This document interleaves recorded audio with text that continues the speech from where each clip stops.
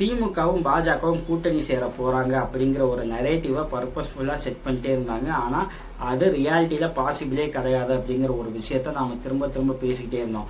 அவங்க நேரடியாக கூட்டணிக்கு வாய்ப்பே கிடையாது. மறைமுகமாக சில கண்டிஷன் அப்ளை அப்படிங்கிற அடிப்படையில் ஏதாவது ஒரு சமரசம் செய்யலாம். அது திமுக பாஜகன்னு கிடையாது. இங்கே எல்லா கட்சிகளுமே அந்த சமரசம் செய்யும்.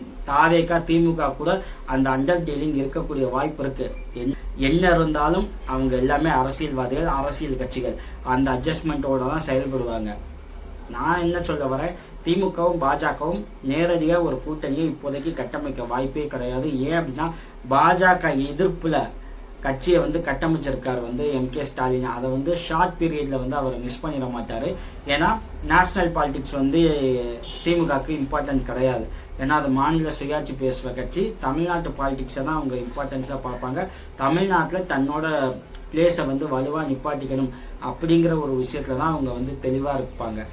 இங்கே போய் நான் பாஜக கூட கூட்டணியில் வச்சாங்க அப்படின்னா தமிழ்நாட்டுக்கு அகெயின்ஸ்டாக திமுக செயல்படுது அப்படிங்கிற ஒரு நரேட்டிவை தாவேக கிடையாது, இங்கே பல கட்சிகள் வைக்கும். ஸோ அதெல்லாம் திமுகவால் ஃபேஸ் பண்ண முடியாது. ஸோ பாஜகவோட கூட்டணி வைக்க வாய்ப்பே கிடையாது இந்த டைமிங்கில். அதற்கான காலம் அமையும் போது ஃபியூச்சரில் என்ன வேணால் நடக்கலாம். ஆனால் இன்னைக்கு அது பாசிபிள் கிடையாது. இந்த டைமிங்கில் மக்களவை கூடுது.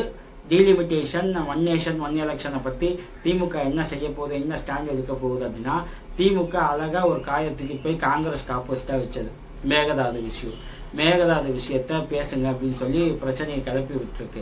தட் மீன்ஸ் காங்கிரஸ்க்கு எதிரான ஒரு பாலிடிக்ஸை கையில் எடுத்துருக்கு. நான் அமைதியாக இருந்தால் அவன் டீலிமிட்டேஷனை கொண்டு வருவான், ஒன் நேஷன் ஒன் எலெக்ஷனை கொண்டு வருவான். நான் என்ன பேச போகிறேன் அப்படின்னு நீ பார்ப்ப. ஓகே, அதுக்கு தான் நீ காத்திருக்க. உனக்கு முன்னாடி நான் ஒரு செக் பாயிண்ட்டை வைக்கிறேன் பார் அப்படின்னு எம்.கே. ஸ்டாலின் தூக்கி வச்ச காய் தான் மேகதாது. இதை கொஞ்சம் கூட காங்கிரஸ் எதிர்பார்க்கல. ஏன்னா கர்நாடகாவில் காங்கிரஸ் ஆண்டுகிட்டே இருக்கு.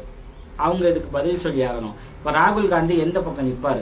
கர்நாடகா காங்கிரஸ்க்கு நிற்பாரா, தமிழ்நாட்டு காங்கிரஸ்க்கு நிற்பாரா அப்படிங்கிற ஒரு நெருக்கடியாக ராகுல் காந்தி பக்கம் திருப்பி இருக்கு.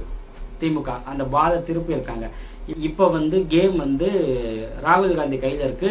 அவர் எந்த காயை நகர்த்தணும், என்ன செய்யணும் தெரியாமல் முழிச்சுக்கிட்டு இருக்காரு.